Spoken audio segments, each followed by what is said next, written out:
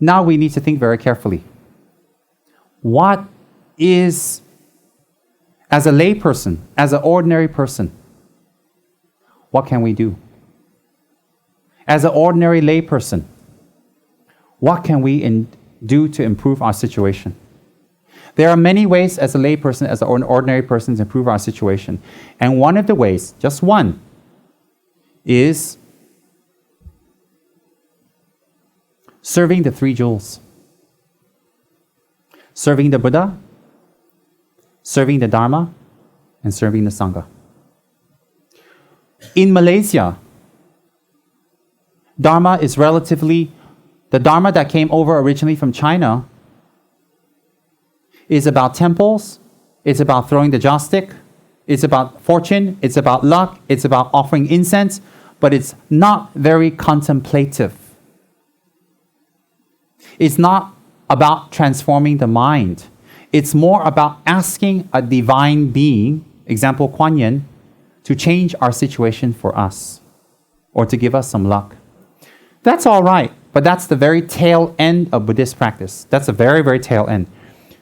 The real Buddhist practice is not going to a temple and asking divine beings to change our luck, to change our situation.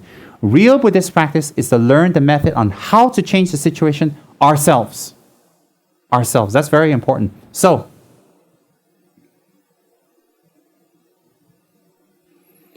serving the three jewels is a wonderful and powerful method to change the situation in our life, change negative situations, and transform our mind. Serving the Buddha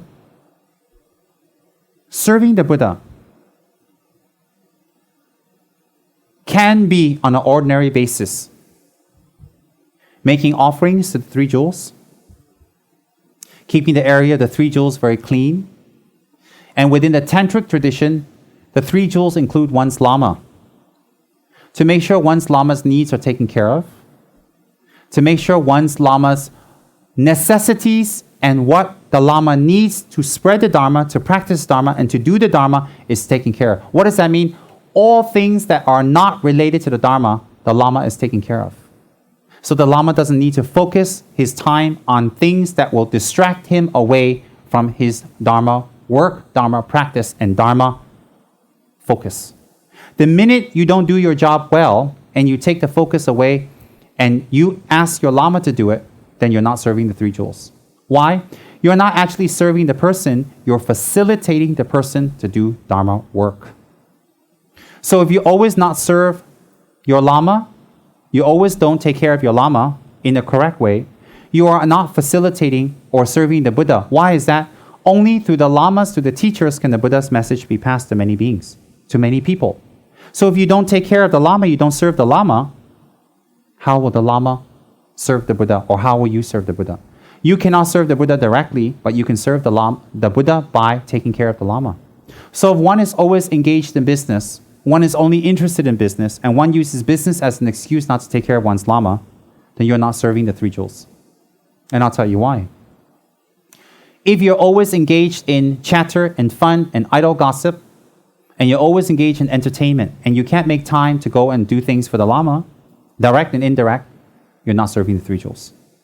You're not serving the Buddha. La sopa means etc. Similarly, when you receive the Dharma, when you receive the Dharma teachings, when you receive the Dharma path, when you receive Dharma instruction, and the Lama is so kind to even confer oral transmission or initiations on you, the best way to serve the Lama is actually to practice and gain attainments and to transform one's mind. So if one actually practices the Dharma, one is serving the Dharma. When one practices the Dharma, one's speech changes. When one practices the Dharma, one's body actions changes.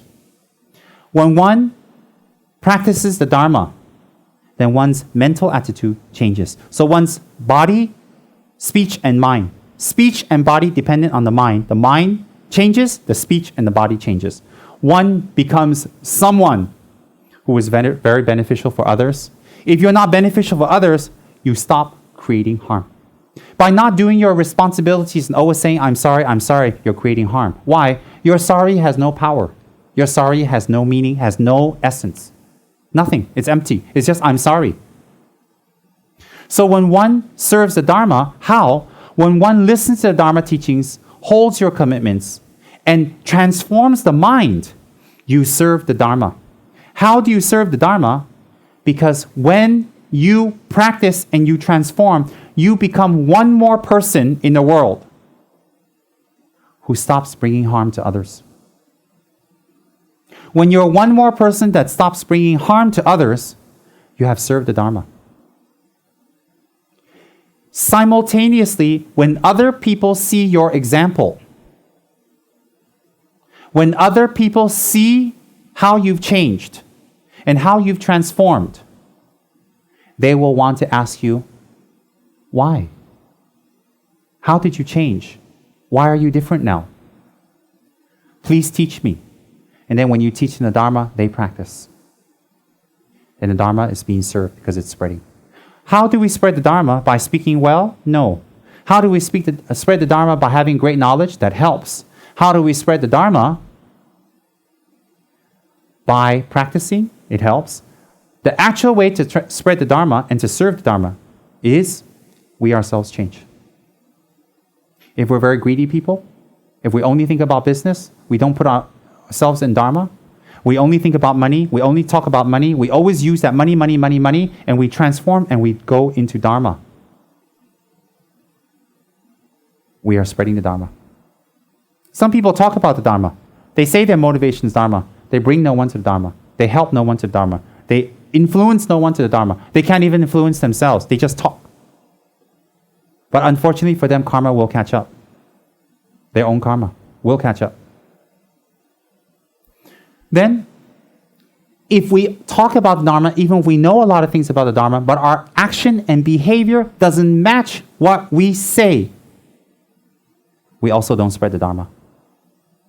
So a lot of people put a lot of effort into looking beautiful, having a big car, talking a lot to explain themselves, make sure people understand them. A lot of people put effort into wearing good jewelry and perfume and changing their hairstyles. Why? They want people to accept them. They want people to like them. They want some attraction point. Those attraction points are very temporary. They last just for a short time. They go off very fast. But if we actually practice the Dharma, just recently, Ganchen Rinpoche told us in Bangkok, we met him, how beautiful a person is on the outside, how beautiful they are, is meaningless. Why? The beauty on the outside can only attract people for a short time. But the beauty on the inside will keep the person. And the beauty on the inside can be developed by from Dharma. And on top of that, however beautiful we are on the outside, it will fade. It will disappear. In the beginning, when we wear beautiful clothes, it's us that carry the clothes out and make the clothes beautiful. In the middle, the clothes hides our faults. And in the end, the clothes just covers a walking corpse. But the same piece of cloth. But if we're very beautiful on the inside, people will not look at the outside. They'll look on the inside. So if we spend all our time developing the outside and nothing on the inside, those are people who, when they become older, they become very bitter, they become very unhappy, they become scared, they become sad, they lose ground, they lose security. Why? Because everything they depended on, all their energy they put into is gone. Does that mean we don't clean ourselves, we don't dress up, we don't groom? Of course not. The point is that is not the focus. That is not the focus. So therefore, how do we serve the Dharma? We serve the Dharma by practicing. And when we practice, not simply sit there and do so, or recite mantras, or make offerings, have nice altars, go on pilgrimage, that's practicing the Dharma, yes. Practice means practice. Practice means you are engaging in achieving something. Practice. You can't be practicing forever. You can't be practicing going to the Olympics for the rest of your life. You got to get to the Olympics. So when you're doing spiritual practice, you need to get to the spiritual Olympics. And what is that? Attainments. You need to win your gold medal. You can't for your whole life saying, oh, I'm new, I'm practicing, I'm trying. That's not going to help your karma. It's not going to help. So how do you serve the Dharma? You serve the Dharma by gaining a transformation in your mind. When you transform and people see that, you will spread the Dharma because they will ask you, how come, huh? How come you're like that? Why is this person like that? And they're very impressed. And then you speak to them a little bit more, they'll be more impressed. So how much we can bring Dharma to others and share Dharma with others is dependent on your own attainments and practice. So if you run around spreading gossip to people, oh, this lama's bad, this tradition's bad, this deity's bad, this one's bad, yellow hat's bad, black hat's bad, purple hat's bad, everybody's bad except your lineage, the striped hat is wonderful.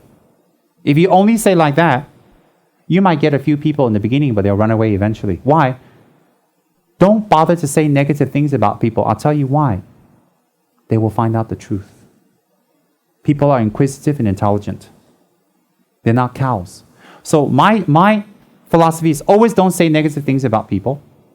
Don't scare people away from other lineages and practices. Why? They'll lose respect for you in the end. Why would they lose respect for you? Because they will learn the truth. And the truth is what? Acceptance. Equanimity. That is the truth. To accept other religions. To accept other people. To accept other cultures. To accept other forms of Buddhism. To accept other lamas, other practices, other traditions. To accept. When we accept this, that is the truth. Which is the true practice? We can fight about it for the rest of our lives. We can. We go to this lama, we listen, blah, blah, blah, blah, blah. Oh, that sounds pretty good. You run here, then you go to the lama, blah, blah, blah. Oh, that sounds good. Blah, blah, blah. Run here, run there, run. Everything sounds really good. In the end, we have too much food on our plate. We can't eat, indigestion. So you think about it. So everything is the truth. Why? Because they lead to the same. So therefore, what's more important is when people say negative things, that is not, you listening doesn't serve the Dharma. Why? Why does you listening doesn't serve the Dharma? Because it destroys your faith and confidence in the Dharma. How can one tradition, one lama, one center, one practice depend on the destruction of others? How can they grow in dependence on the destruction of others? Cannot. That's not Buddhism. That's just people trying to get more people to their centers by using fear. Cannot. Cannot. These days, when we meet lamas and we meet teachers, question them. Ask them questions. Not question like, question them. Ask, is it like that, to get knowledge, to understand. Don't simply listen and believe. When other students, other traditions talk and they gossip, they say this and this, question them, ask them with respect and nice to learn and research and check. Maybe they are misguided and you can help them. Not everybody's evil. With compassion. Debate with compassion. Ask questions with compassion. Argue, inverted commas, with compassion. Challenge, inverted commas, with compassion. Not to crush the other person. No. How can you do that to crush the other person? Your whole purpose of practicing Dharma is for the sake of all sentient beings. Doesn't make sense. Cannot. So in our center, I don't know about other people. I'm not concerned about them. I can't control the world. But in our center, we respect other religions, then we serve the Dharma.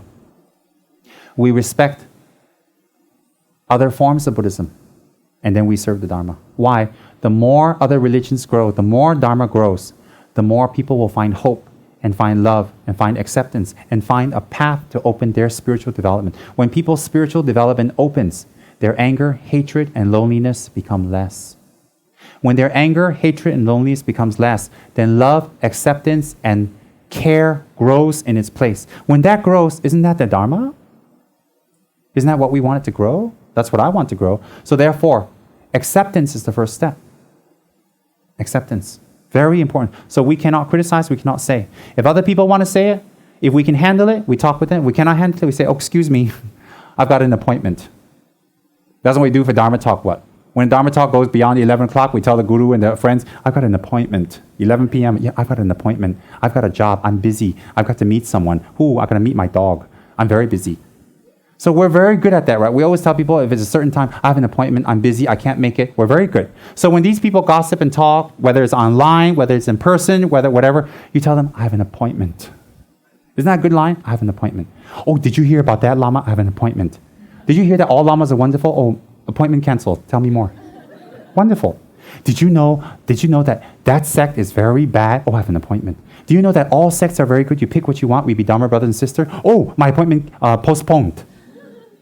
That'd be wonderful. So when they want to gossip and talk about negative things, remember, you have an appointment. Isn't that a trick we use for Dharma? We can't make it to Tso, we can't make it to teachings, we can't make it to meditation, we can't make it to puja because I have an appointment. Some more Malaysians are very good. They had their mudras. Appointment. In case you're deaf. Isn't that wonderful? Malaysians are always like that. And some of them are very smart. They're very honest. They say, I have an appointment. They're very hungry because, stomach more important than Dharma, of course. Or some people really, they have an appointment. Their knees cannot take, I have an appointment. Oh, I have an appointment. So when we respect other religions, when we respect other forms of Buddhism, we respect other teachers and centers. Respect doesn't mean we run there and say, oh, we join you, we respect. You do your own thing. When you do your own sect and your own practice well, that's very respecting. Why? How does doing your own practice well respect them? Because you gain attainments. You prove to people it has power. It has power. So that's how you serve the Dharma. You serve the Dharma by respecting everything. Why? On another level, people look at it and say, oh, he's a Buddhist, huh? Oh, he thinks like that, huh? Wow. Then you make people respect. So another Muslim person, there's beautiful Muslim people. I have Muslim friends here, beautiful. They say, oh, Buddhists think like that, huh? Then they don't become Buddhists, but they respect. And then when they respect Buddhism, you respect Islam, everybody gets along very nicely. That's respecting the Dharma. That's serving the Dharma. Why? You set a good example. You don't tell other people how to do it. You tell yourself and you do it. When you tell yourself and you do it, it will be very powerful. Very, very powerful. More powerful than just talking. Very powerful. That's how we serve the Dharma. So serving the Dharma is spreading the Dharma. Spreading the Dharma is what? Spreading Dharma doesn't mean Buddhist Dharma alone. Spreading Dharma means correct conduct. It means any form that makes beings happy. Any spiritual vehicle that makes beings happy is spreading the Dharma. And that's very important. We need to know that as a member of Kichara House. As a member of Kichara House, we need to not criticize and we need to accept. We don't need to be involved, but we need to not be involved from respect and understanding and wisdom. The minute someone opens their mouth about criticizing another tradition, whatever, ask them, are you a monk? Have you taken any vows? What retreats have you done? What have you given up? What have you renounced? Oh, you mean you live in a big house? You got 40 big cars? You got 4 mistresses? And, oh, I see, you have a big fat bank account? And you're criticizing me about my practice? And I'm supposed to listen to you because you're rich and you're fabulous? No. In fact, they are destroying the Dharma because they show the opposite of Dharma practice. Cannot. So, my point is, serve the Dharma. How? What do you think serving the Dharma is? You become a maid for Buddha's books? The Dharma Center has a library. You become the maid, you clean, you move it around, you dust it, you wipe it, you rearrange it, so you're serving the Dharma? No. That's not serving Dharma, that's a housekeeper. How do you serve the Dharma? Is by being an example of what you believe in. When you're an example of what you believe in, you are serving the Dharma.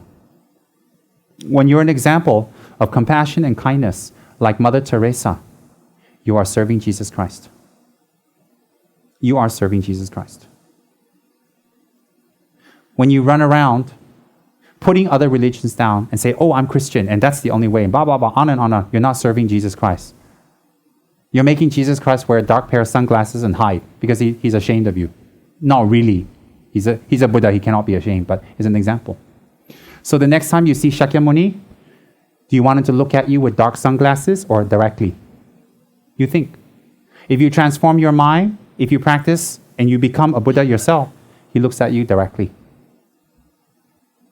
If you talk Dharma, you don't practice, and you're sneaky, then every time Buddha sees you, got dark sunglasses. Still looking at you, but sunglasses. Why? Ashamed. So some of us can go on the forums and call yourself sunglasses. Or we coin a new phrase. People who don't practice Dharma pretend they are, we call them sunglasses. Now you know the meaning. I'm sure some evil people go on the forum and start writing that all out. Guess what Rinpoche said this time? And they'll take that out from my Dharma talk and say, this guy never teaches Dharma. All he talks about is weird things like sunglasses. Oh, it's okay.